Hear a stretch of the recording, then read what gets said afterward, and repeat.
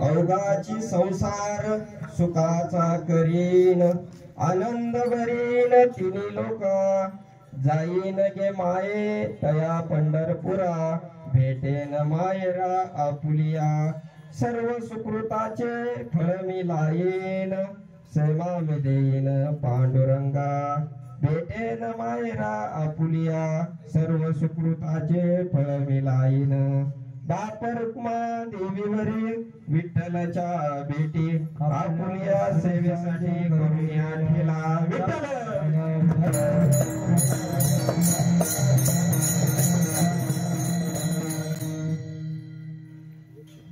या ठिकाणी जे मृदंगमणी मृदंग ज्याच्या सत्याने वाजवतात टाळकरी ज्याच्या सत्याने टाळ वाजवतात नवे नवे तुम्ही ज्याच्या सत्याने इथं बसलात नवे नवे या महाराज यांच्या सत्याने या इथं उभा आहे त्याचं प्रथम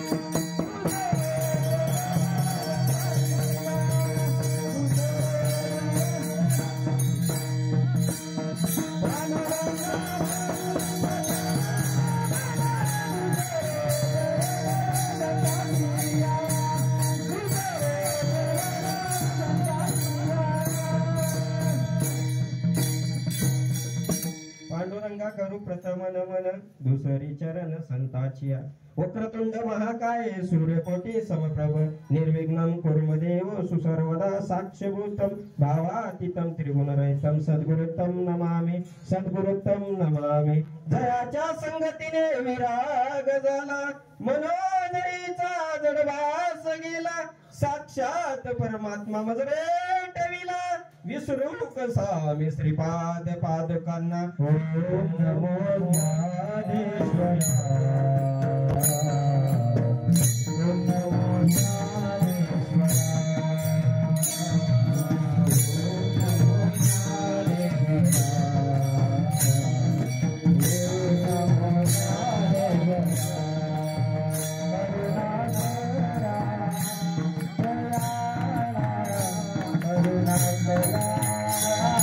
Yeah.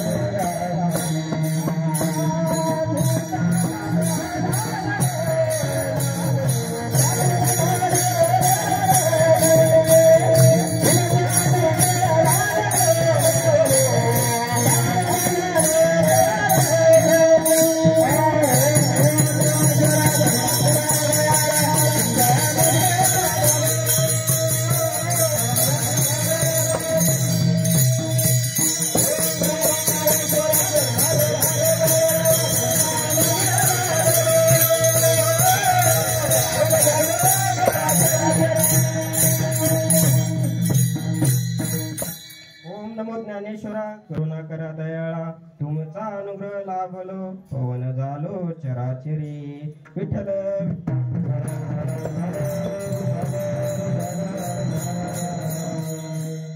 अवघाची संसार सुखाचा करीन आनंद भरीन तिन्ही लोका या ठिकाणी कीर्तन रूपी सेवेकरता म्हणून दाखवलेला अभंग या ठिकाणी माऊली महावैष्णव ज्ञानोपराया यांचा 4 चरणाचा उत्कृष्ट असा अभंग मायबापांनो तुम्हा सर्वांच्या पाठातील असं माझ्या नाही बरं का. म्हणून या ठिकाणी तुमच्या सेवेकरता घेतलाय अभंग ही तुमच्या सेवेसाठी चाललंय कीर्तन हे चाललंय तुमच्या सेवेसाठी. म्हणून या ठिकाणी माऊली महावैष्णव ज्ञानोपरायाचा अभंग आहे. हा अभंग कोणाचा नाही गाण्या गोप्याचा लिहिलेला अभंग नाही तर माऊली महावैष्णव ज्ञानोपरायाचा अभंग आहे. आणि हा अभंग सोडवण्या इतका आपण पात्रतेचं नाही फक्त आपण त्याच्यावरती विवेचन करणारच मायबापांनो. म्हणून हा म्हणून दाखवलेला अभंग आहे निवडलेला नाही बरं का. म्हणून तुम्हाला या ठिकाणी हा अभंग म्हणून दाखवला. म्हणून या ठिकाणी थोडासा परिहार द्यायचा तो म्हणजे असा सालाबादाप्रमाणे चालू असणारा हा पालखी सोहळा श्री क्षेत्र भांबाड येथे श्री क्षेत्र पंढरपूर या मार्गाने जात असताना 5व्या दिवसाचं दुपारचा 20वा या ठिकाणी श्रीराम दूध संकलन मलटण श्री महादेव शेळके नवनाथ दळवी आणि दत्ता येवले आणि त्यांचे असणारी सर्व सहकारी आणि पांडुरंग वाळके अजून काही त्यांना सहकारी असतील त्या सर्व सहकार्यांच्या माध्यमातून आपल्याला या ठिकाणी भव्य दिव्य असा मंडप या ठिकाणी अन्नदानाचं असं सुंदर असं पाची पक्वानाचं निवेदन या मंडळीने आपल्याला केलेलं आहे. आपलं आलं त्या टायमाला ही त्यांनी असं सुंदर असं स्वागत केलेलं आहे. तरी खऱ्या अर्थाने या पंक्तीदारांचं आपण एकदा टाळ्याने या ठिकाणी स्वागत करू. आणि तसंच या ठिकाणी कार्यक्रमाला सुरुवात करण्यापूर्वी थोडासा परिहार द्यायचा तो म्हणजे असा की जसं की आपण पंढरपूरच्या मार्गाने तर निघालोय बाबांनो 5वा दिवस आहे आज. 5व्या दिवसाचं दुपारचं कीर्तन माझ्याकडे दिलंय. मी काय कीर्तनकार नाही महाराज प्रवचनकार नाही. आले देवाजीच्या मनात तिथे कोणाचे चालेना. मी कमीत कमी बाबांना 4 ते 5 जणांची नावं सुचवली. त्याच्यातलं एक नाव आम्ही कन्फर्म पण केलं पण इथं आल्याच्या नंतर मालकाने डायरेक्ट सांगितलं तुम्ही कीर्तन करा. गेल्या वर्षी आमची इच्छा होती मग या ठिकाणी बाबांनी थोडं नियोजन चेंज केलं आणि म्हणलं तुम्ही कीर्तन करा. म्हणजे जसं मालकाच्या मनात येतं तसं ह्या घर मालकाच्याही मनात आलं की तुम्हीच कीर्तन करा. या ठिकाणी सांगितले काम करावे सेवकी त्या उक्तीप्रमाणे या ठिकाणी मी उभा आहे महाराज. मी काय कीर्तनकार नाही प्रवचनकार नाही पण एक संताच्या दारातला कुत्रा आहे. त्याने टाकलेल्या भाकरीला जागणारा आणि त्या भाकरी पुरतं त्या कुत्र्याने काम केलं पाहिजे मायबापांनो. कोणी आपल्या घराकडे जर एखादा चोर आला तर त्याने भुकलं पाहिजे भाकरी.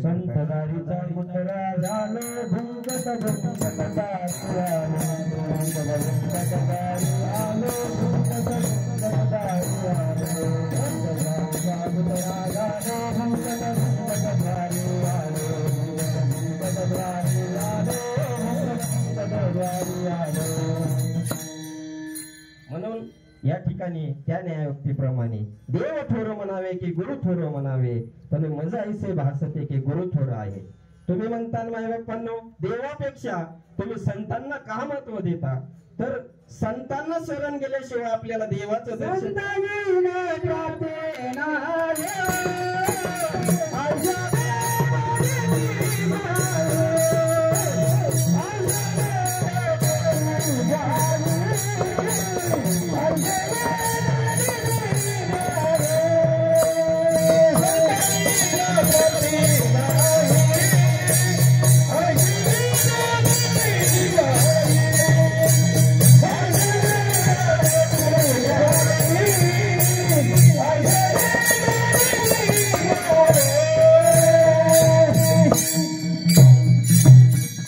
या ठिकाणी असं सुंदर प्रमाण या ठिकाणी महाराजांनी दिलंय. संताशिवाय वेद सुद्धा ग्वाही देऊ शकत नाही. वेद या ठिकाणी ग्वाही देतात की संताविना प्राप्ती नाही. संताशिवाय काही नाही मायबापांनो. तुम्हाला एक छोटस उदाहरण सांगतो आणि आपल्या अभंगाकडे वळू. या ठिकाणी 2 दाम्पत्याचं जर लग्न करायचं ठरलं तर त्यांच्यामध्ये एक ब्राह्मण काका लागतो. अंतर धरण्याकरता दोघ जण लागतात, त्याच्याशिवाय त्यांचं लग्न या ठिकाणी लागत नाही. तसं आपल्या या जीवाचं जर लग्न लावून घ्यायचं असेल तर संतांना मध्यस्थी करावी लागते मायबापांनो. त्यांनी मध्यस्थी केल्याशिवाय आपलं लग्न लागत नाही आणि त्याची आपली भेट होत नाही. तुम्ही आपले कितीही पंढरपूरच्या अशा वाऱ्या केल्या, जसा मुंगळा बाबळीवरती येरझाऱ्या घालतो तशा तुम्ही कितीही पंढरीच्या वाऱ्या केल्या ना मायबापांनो, तरी तुम्हाला तो विटेवरी उभा राहिलेला पंढरीच पांडुरंग भगवान परमात्मा भेटणार नाही बरं का. त्याच्यासाठी संतांना शरण जावं लागतं. या श्री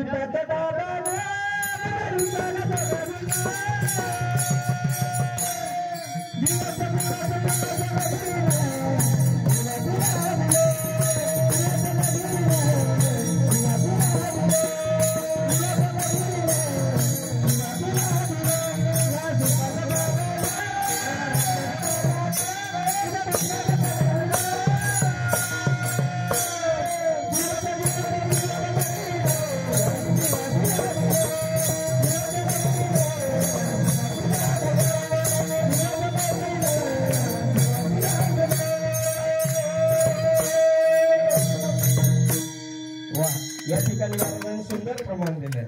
जीवाचं लगीन जर लावायचं असेल तर काय करावं लागतं.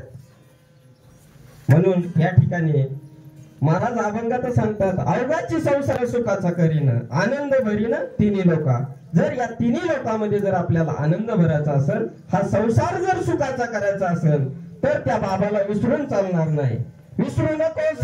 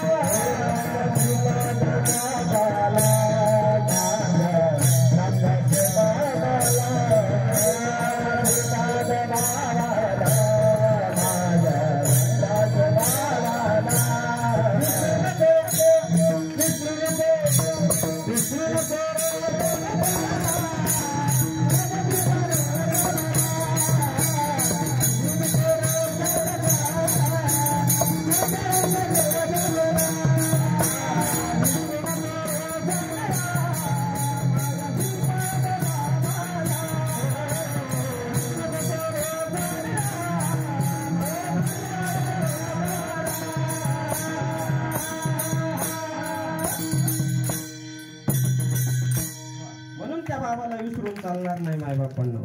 आणि तुम्ही म्हणता हे काय इथली मंडळी टाळकरी उभा राहिली भजनी मंडळ म्हणते काय चालवलं महाराजांनी. श्रीपाद बाबा रामदास बाबा महाराजांनी रात्रीच सांगितलं कीर्तनामध्ये, जो आमचा बाप होता ना मायबापांनो, माऊली महावैष्णव ज्ञानोबा यांच्या नंतर जर या महाराष्ट्रामध्ये नाही तर महाराष्ट्राच्या बाहेर ज्याने परमार्थ जागृत ठेवला तो संत श्रीपाद बाबा संत रामदास बाबा मायबापांनो. तुम्हाला सांगत मायबापांना माझ्या बाबाकडे काहीच नव्हतं, राहायला घर नव्हतं, खायलाही नसायचं मायबापांनो, पण तरीही परवा कधी घराची केली नाही मायबापांनो त्यांनी. अहो रात्र फक्त परमार्थ केला. आज जर आपण वाघ पाहिला, मी त्या दिवशी घडलेला प्रसंग सांगतो तुम्हाला. ज्या वेळेस वाघ असा समोरून चालला आणि मी फोर व्हीलर गाडीमध्ये होतो, तरी माझ्या आधी काचा खाली गावर हे बघत होतो मायबापांनो. एवढं आपण घाबरतो फोर व्हीलर मध्ये असताना, पण माझा बाप या ठिकाणी वाघाला घेऊन गावामध्ये कीर्तनाला जायचं आणि त्याला म्हणायचा तू इथं बस, जर तू गावामध्ये आला तर माझं कीर्तन ऐकायला कोणी बसायचं नाही. म्हणून त्याला सांगायचा आणि तो पण ऐकायचा आणि बाबा कीर्तन करायला जायचे. कीर्तन करून परत वाघ त्यांना घरापर्यंत घेऊन यायचा. असा असणारा वाघ खरंच त्याला दाण्या वाघ म्हणत होते आणि ते दाण्या वाघ होणं या ठिकाणी आता थोडं दुर्मिळ वाटतंय. म्हणून या ठिकाणी परमार्थ हा असा एवढा सोपा नाही बरं का. मला अभंग कळत नाही, मला शास्त्र कळत नाही, पण मी स्वानुभव सांगितल्याशिवाय राहणार नाही माय बाप्पांना. म्हणून या ठिकाणी परमार्थ करायचा आहे ना तर कसा केला पाहिजे. आपण वारीला चाललोय ना तर कसं गेलं पाहिजे. या ठिकाणी आम्ही कीर्तनात बसल्याने मोबाईल खाली ठेवत नाही, मग आम्ही वारीला चाललोय का. अहो 13 दिवस आपण मोबाईलचा त्याग करू शकत नाही, तर ती पंढरपूरची वारी कशासाठी करता तुम्ही. त्रिवेणी संगमे नाना तीर्थे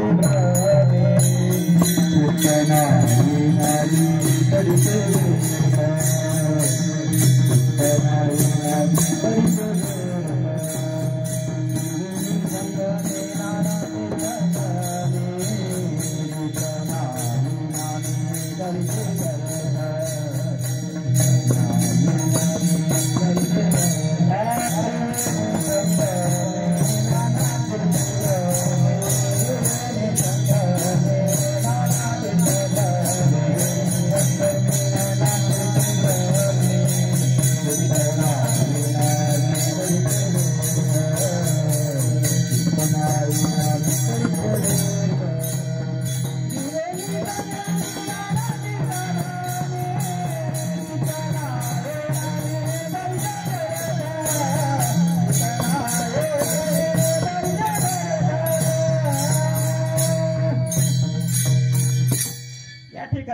जर चित्त नामावरनं संतवारी करण्यात काही अर्थ नाही. तुमचं चित्त जर पंढरीच्या वाटाने संतवारी करण्यात अर्थ नाही. तुमचं जर चित्त अहोरात्र जर घराकडे जात असेल तर घरी थांबलेलं चांगलं.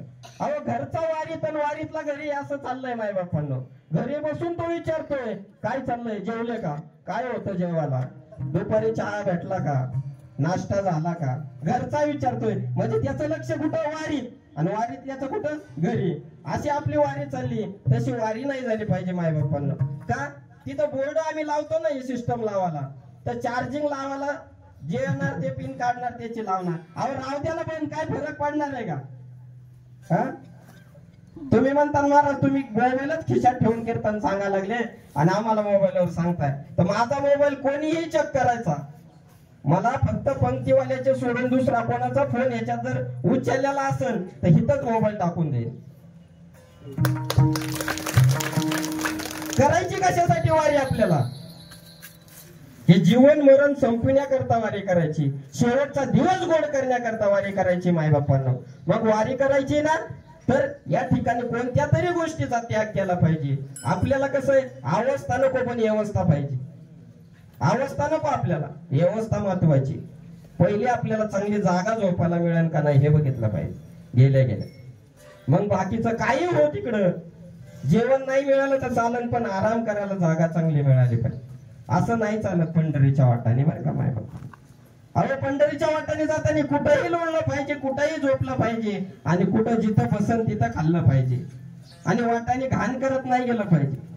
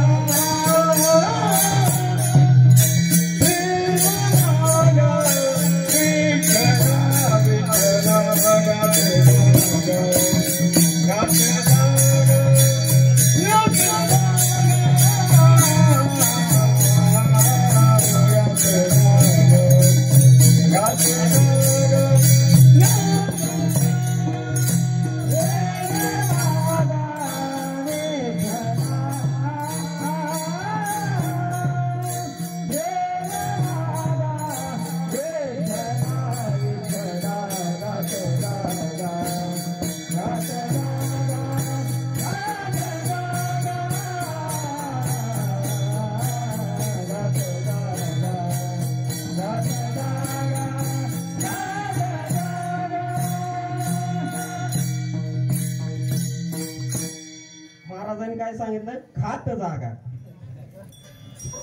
तुम्ही माना डुलीत आहे, खातच चाललोय ना आपण, गात कुठं जात. अहो महाराज सांगतात गात जातात म्हणजे भजन करत चालत जा. पण या ठिकाणी आपलं काय फक्त खाणं चाललंय.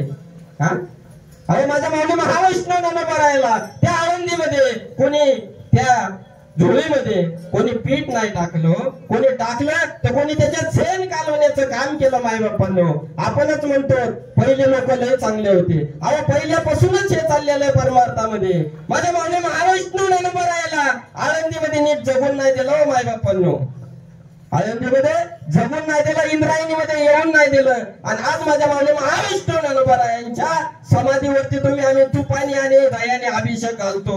नवे नवे तुम्ही दर्शनाला जर कधी गेले तर साईडला असं रांगेने जाताना वरून बघत चला. आज चिल्लराची त्यांच्यावर असं साचलंय. माय बाप्पांनो, काय उपयोगाचं आता? ज्या वेळेस असताना त्यावेळेस कळत नाही. संतांची किंमत आपल्याला कळत नाही माय बाप्पांनो ज्या वेळेस असतात. तुम्हाला एक उदाहरण सांगून छोटस आमच्या गावातलं. ज्या वेळेस एक निष्पुरी महात्मा आमच्या गावामध्ये होता, भगवान बाबा म्हणून. आणि ते बाबा गावात असताना, गावात फिरत असताना अनेक लोक